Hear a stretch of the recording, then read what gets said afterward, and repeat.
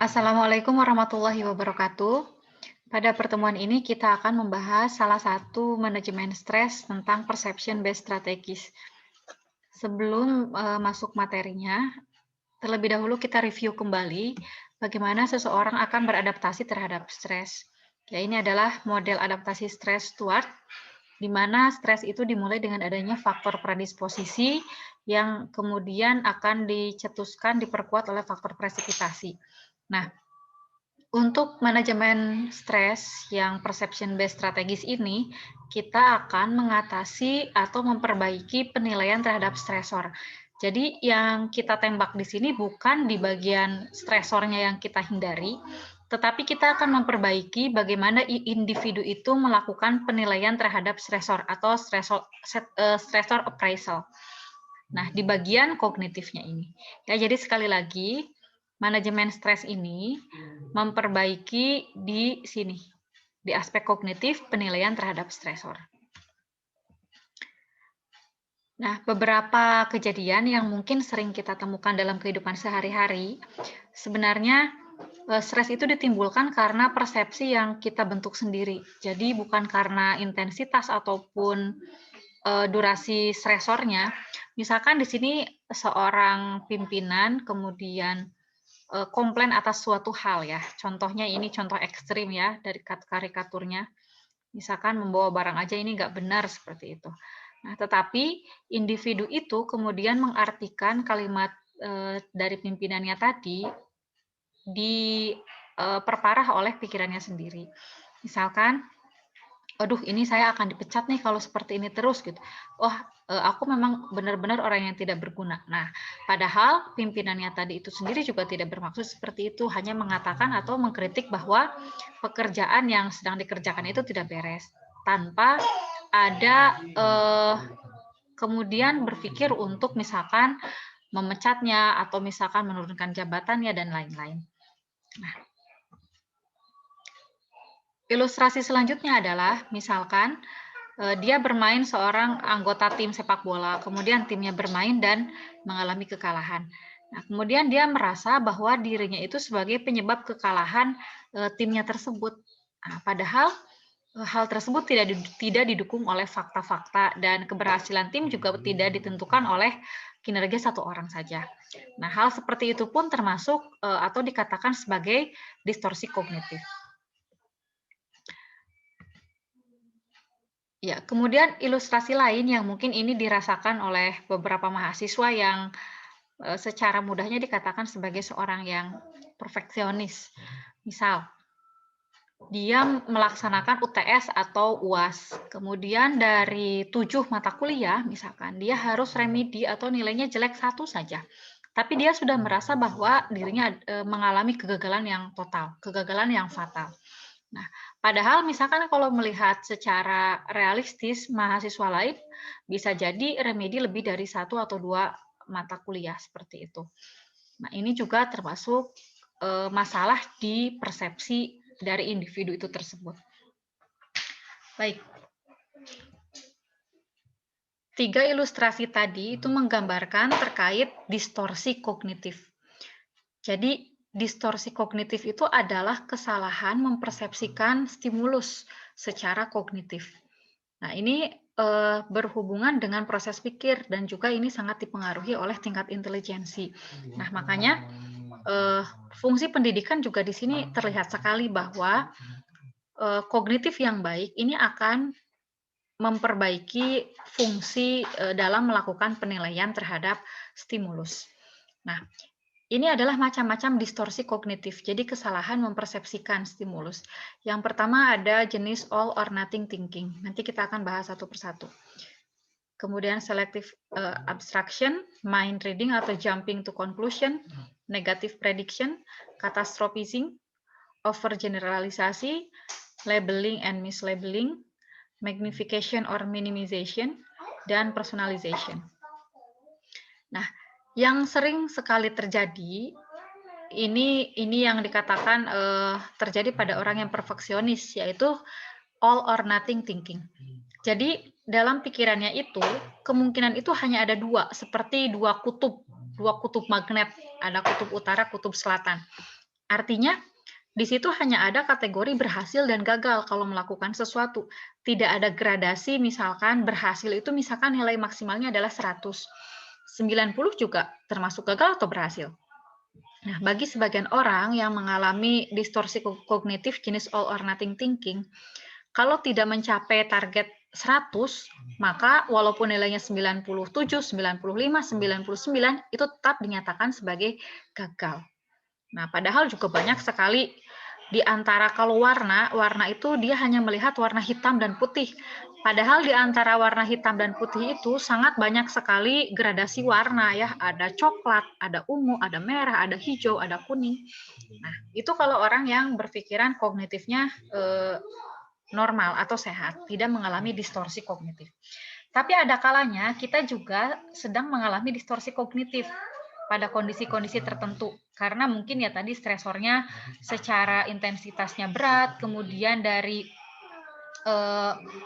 durasinya lama, atau dalam timingnya, dalam waktu yang bersamaan, jumlah stresornya itu banyak. Nah, ini contohnya misalkan, jika saya mendapatkan nilai ujian A, maka saya berhasil. Tetapi kalau misalkan B+, saya gagal. Ya, ini adalah jenis all or nothing thinking. Kemudian, distorsi kognitif selanjutnya adalah selektif abstraksi. Jadi, selektif itu kan memilih atau ya, jadi beberapa ide atau fakta itu sengaja memang dibuang untuk mendukung kondisi buruk yang sudah dipersepsikan olehnya, atau kondisi depresi ya, atau pikiran negatifnya. Contoh misalkan seorang pemain bisbol yang bermain dengan baik dalam pertandingan, saat gagal dalam satu pukulan, dia kemudian sengaja melupakan hal-hal yang baik atau kerja kerasnya yang sudah baik, yang dari tadi sejak awal dimulai permainan hingga detik terakhir dia melakukan kesalahan atau pukulan yang tidak baik. Nah, itu contohnya selektif abstraksi. Jadi hal-hal yang baik sengaja itu dibuang, sengaja tidak diingat-ingat, dan ketika ada kesalahan yang kecil, itu justru dijadikan sebagai yang digarisbawahi, yang di bold, yang sangat ditonjolkan, sehingga terjadilah distorsi kognitif. Nah, yang selanjutnya adalah jenis mind reading atau membaca pikiran. Nah, ini juga sering terjadi dalam kehidupan sehari-hari. Jadi, mind reading ini meyakini bahwa dia itu mengetahui apa yang dipikirkan oleh orang lain tentang dirinya, kemudian mengambil kesimpulan yang negatif. Misalkan, seseorang mengajak temannya misalkan belanja yuk. Nah, kemudian tidak mau atau menolak dan tidak menjelaskan alasannya. Kemudian langsung menyimpulkan, oh berarti dia memang tidak menyukai saya. Nah, sementara sebenarnya sangat banyak sekali alasan alternatif yang mungkin terjadi pada kondisi realita kenapa seseorang tidak bisa menemani temannya berbelanja. Itu contohnya. Selanjutnya adalah tipe negative prediction. Jadi sudah memprediksi hal yang buruk akan terjadi. Nah, padahal tidak ada fakta atau tidak ada data objektif, data subjektif yang mendukung kalau akan terjadi sesuatu hal yang buruk. Misalkan besok ujian, tapi dalam pikiran individu tersebut yang mengalami distorsi kognitif jenis ini sudah meyakini besok saya akan gagal, besok pasti saya nggak bisa main, besok saya pasti tampilnya jelek. Nah, padahal misalkan dari ujian-ujian sebelumnya juga kenyataannya secara nilai dia misalkan baik-baik saja atau memenuhi standar kelulusan. Tetapi sekarang juga dia sedang mempersiapkan, tetapi sudah meyakini bahwa besok dia akan gagal. Nah, yang lebih parah lagi tingkatannya dari hanya sekedar yang tadi, dari negative prediction, adalah catastrophizing. Jadi, individu yang mengalami catastrophizing ini akan menjadikan suatu event yang mereka khawatirkan itu menjadi sesuatu hal yang akan membawa malapetaka. Nah, dan ini akan dibesar-besarkan atau akan dibawa dalam semua aspek kehidupan yang lain. Nah, sehingga biasanya ciri khas orang yang mengalami catastrophizing ini, dia akan merasa terancam atau panik ya. Jadi ansietas pada level yang paling tinggi. ansietas kan ada 4 tahapan ya, dimulai dari yang rendah, sedang, berat, dan yang paling tinggi adalah tahap panik. Nah, bisa jadi ini contohnya seseorang berpikir kalau saya bertemu dengan dosen misalkan, saya itu akan gak bisa jawab, setelah gak bisa jawab nanti saya akan di DO, sehingga ketakutan banget kalau melihat dosen, seperti itu. Kemudian jenis lainnya adalah overgeneralisasi. Nah, jadi kalau overgeneralisasi ini membesar-besarkan atau ada suatu, memang ada fakta yang kecil, misalkan ada event negatif atau event yang tidak menyenangkan yang terjadi pernah dialami, tetapi kemudian itu digeneralisir untuk hal lainnya. Misalkan dalam satu periode UTS atau UAS ada satu mata kuliah yang jelek. Nah, dan dia meyakini bahwa dirinya itu mahasiswa atau siswa yang bodoh. Padahal nilai yang lain itu belum tentu jelek dan memang misalkan belum diumumkan nilainya berapa, tetapi dia sudah berpikir overgeneralisasi. Wah, matematikanya udah keluar nilainya jelek. Wah, pasti nilai mata kuliah yang lain pun ini akan jelek. Itu adalah overgeneralisasi. Nah, ini yang sering terjadi juga, yaitu labeling dan mislabeling. Jadi, adanya pandangan negatif tentang seseorang yang dibentuk oleh diri sendiri berdasarkan beberapa kesalahan atau error. Memang dia pernah gagal, itu kenyataan. Jadi, misalkan pernah gagal, tetapi kemudian dia melabelkan label gagal itu pada dirinya. Misalkan, oh, kalau saya mah selalu kalah, saya loser. Kemudian saya bodoh. Nah, itu dilabelkan kepada dirinya sendiri.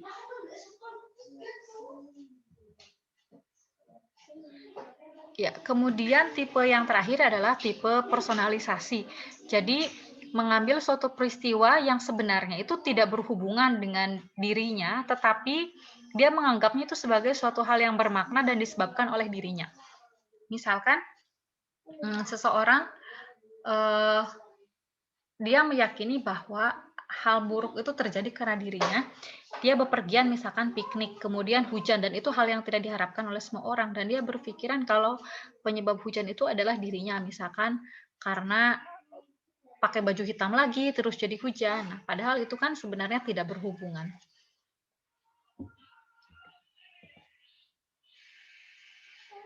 Oke, tadi adalah jenis-jenis distorsi kognitif.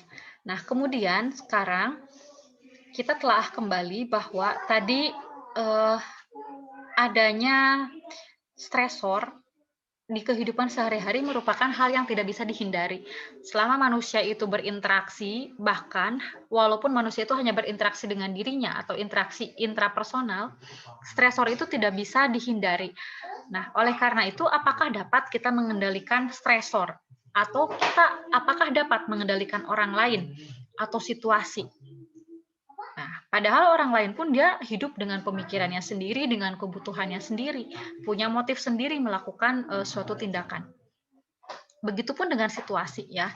Terkadang situasi juga kita berhadapan dengan situasi yang tidak bisa kita kontrol, tidak bisa kita kendalikan. Nah, ini contohnya misalkan ada tsunami, ada longsor, ada banjir. Ini adalah hal yang tidak bisa kita kendalikan. Nah, oleh karena itu, pada kondisi tertentu, ketika memang kita tidak bisa mengendalikan respon orang lain, kita juga tidak bisa mengendalikan situasi. Yang bisa kita kendalikan adalah persepsi yang kita bentuk di pikiran kita. Nah, ini yang bisa kita kendalikan. Ya, jadi manajemen stres untuk persepsi based strategis adalah kita berusaha memanage bagaimana kita memaknai sebuah peristiwa atau sebuah stresor. Ya, ini beberapa jenis dari perception based strategis. Pada dasarnya adalah positive thinking. Ya, nah ada sebuah terapi yang dikembangkan berdasarkan atas persepsi based strategis, yaitu namanya adalah kognitif terapi atau terapi kognitif. Nah, yang akan kita sekarang pelajari adalah yang terapi kognitif itu. Jadi, ketika kita berhadapan dengan sebuah dengan sebuah stresor, baik itu stresornya adalah orang lain ataupun situasi yang tidak menyenangkan, maka kita harus bisa membangun alternatif respon.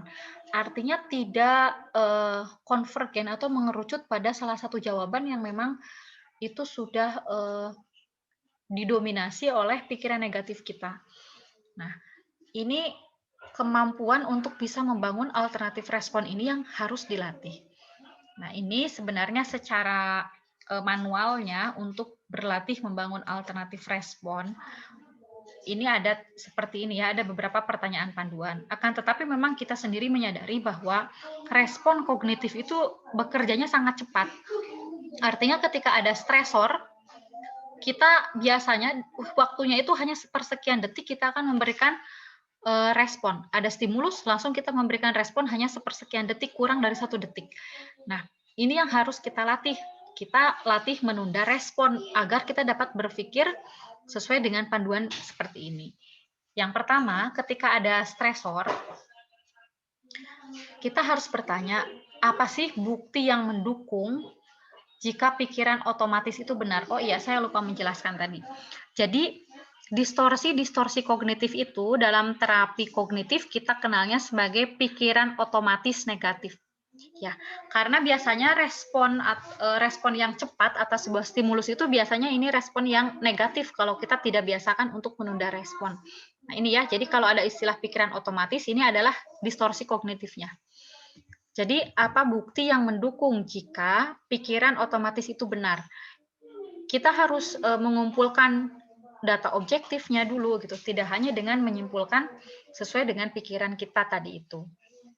Nah, apa saja nih buktinya yang mendukung? Misalkan dia tidak menelpon saya, tapi sebelumnya sudah ketemu sih gitu.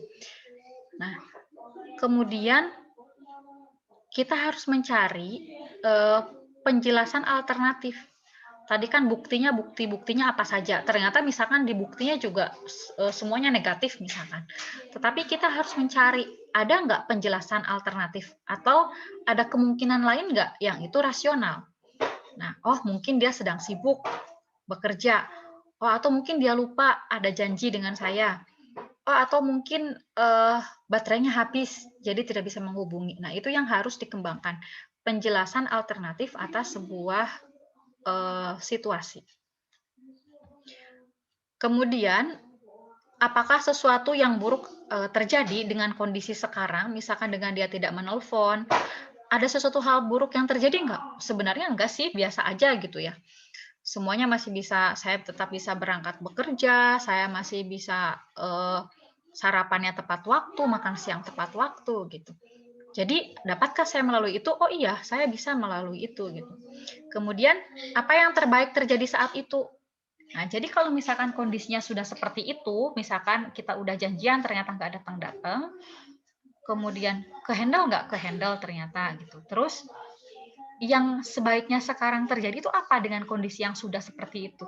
Jangan kemudian semuanya akhirnya jadi berantakan semua. Nah, yang A tidak terjadi, B, C, D, sampai Z jadi nggak terjadi juga, tidak seperti itu. Jadi yang A-nya tidak terjadi, maka B, C, sampai Z itu harus tetap kita usahakan akan berjalan dengan baik. Apa hasil yang diharapkan? Yang paling realistis? Oh, sebenarnya apa sih keinginan saya? Oh, saya sih pengennya tetap jadi berangkat. Kemudian ya udah, harus bagaimana sekarang yang harus saya lakukan? Oh ya udah, saya mau nelpon pakai kuota biasa misalkan bukan kuota internet. Mungkin dia kehabisan kuota kan tadi dari pikiran penjelasan alternatifnya. Nah, jadi begitu. Ini kita harus mencoba dulu menunda respon. Nah, sehingga kita bisa memikirkan penjelasan alternatif. Kemudian kita tanya, memang masalah dengan sekarang kalau kondisinya begini. Harapannya saya sebenarnya ingin apa? Nah, itu kemudian kita cari jalan keluarnya. Oke, nah tadi 5 tahapan yang ini sebenarnya secara mudahnya itu bisa kita latih dengan cara seperti ini. Misalkan ada kondisi atau situasi yang tidak menyenangkan, kita melihat teman kita sedang berbisik-bisik di depan kita. Kita itu harus melawan pikiran negatif kita itu, ini mengcounter ya, mengcounter itu melawan, langsung kita katakan tapi, atau katakan mungkin mereka sedang berdiskusi untuk tugas mata kuliah selanjutnya. Mungkin mereka, nah jadi pikirkan alternatif-alternatif yang itu realistis atau rasional. Ya. Oke. Ya. Dan itu memang harus dilatih ya, karena memang pada dasarnya terapi kognitif ini juga memang dipengaruhi oleh tingkat intelijensi. Mungkin nanti teman-teman bisa membaca terapi kognitif ini akan efektif pada usia berapa dan juga pada tingkat intelijensi apa. Saya pernah membaca memang terapi kognitif ini juga akan efektif memang untuk yang tingkat intelijensinya juga sedang ke atas. Seperti itu.